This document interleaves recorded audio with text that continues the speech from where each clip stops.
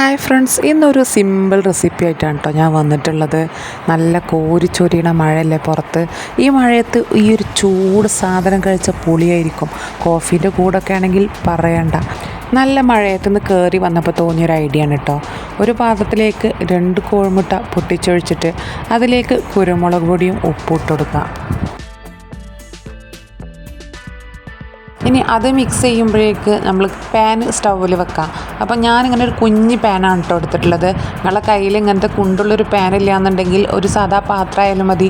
ചുറ്റിലും നല്ലോണം എണ്ണ തൂവി കൊടുത്താൽ മതി കേട്ടോ. അപ്പം ഞാനിതിലേക്ക് ബട്ടറാണ് ഇട്ടുള്ളത്. കുറച്ചുകൂടി ടേസ്റ്റ് കൂടാൻ വേണ്ടിയിട്ടാണ് ബട്ടർ ഇട്ടത്. വെളിച്ചെണ്ണ ആയാലും മതി.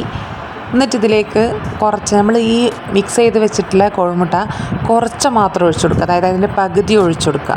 എന്നിട്ട് അത് ഒത്തിരി നേരം ഒരു 1-2 സെക്കൻഡ് വെച്ചതിന് ശേഷം അതിൻ്റെ മേലെ കറിവേപ്പിലയും ചില്ലി ഫ്ലേക്സുമാണ് ഞാനിട്ട് കൊടുക്കുന്നത്. മല്ലിയിലയും കൂടി ഇട്ട് കൊടുക്കുകയാണെങ്കിൽ ടേസ്റ്റ് ഉണ്ടാവും. എൻ്റെ കയ്യിൽ മല്ലിയില ഇല്ലാത്തതുകൊണ്ടാണ് കേട്ടോ.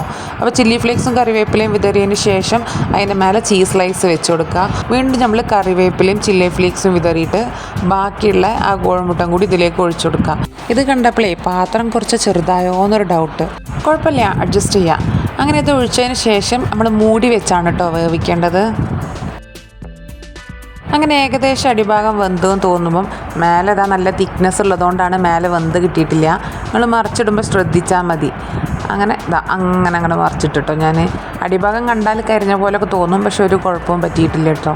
അങ്ങനെ ആ അടിഭാഗം കൂടി ഒന്ന് വേവുന്നവരെ, അതായത് ഒരു 30 സെക്കൻഡൊക്കെ തന്നെ മതിയാവും. 1 മിനിറ്റ് മാക്സിമം ഒക്കെ എടുക്കാം. എന്നിട്ട് ഇത് മറിച്ചിട്ട് കഴിഞ്ഞാൽ കണ്ട ഒരു ബന്നിൻ്റെ ലുക്കിലില്ലേ. ഇത് ശരിക്കും ബർഗറൊക്കെ കഴിക്കണ പോലെ കടിച്ച് കഴിക്കണം. പക്ഷേ ഹവ നോക്കി നിൽക്കുന്നുണ്ട്. ഓക്ക് കൊടുക്കാതെ കഴിച്ചാൽ പണി കിട്ടും. അതുകൊണ്ട് ഇത് ഹാഫാക്കിയിട്ട് ഞങ്ങൾ രണ്ടാളും കഴിച്ച്. ഏതായാലും സാധനം സൂപ്പർ ചെയ്യുന്നു കേട്ടോ. അപ്പം വളരെ സിമ്പിളാണ്. കുറച്ച് സമയം ഇത് വിചാരിക്കുമ്പോൾ തന്നെ ഉണ്ടാക്കാൻ പറ്റും. അതുകൊണ്ട് എല്ലാവരും ഒന്ന് ട്രൈ ചെയ്ത് നോക്കട്ടോ.